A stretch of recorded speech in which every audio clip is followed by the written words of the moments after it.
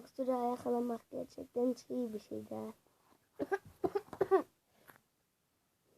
Ayva suyu içiyorum. Bu da tatsız. Eşki.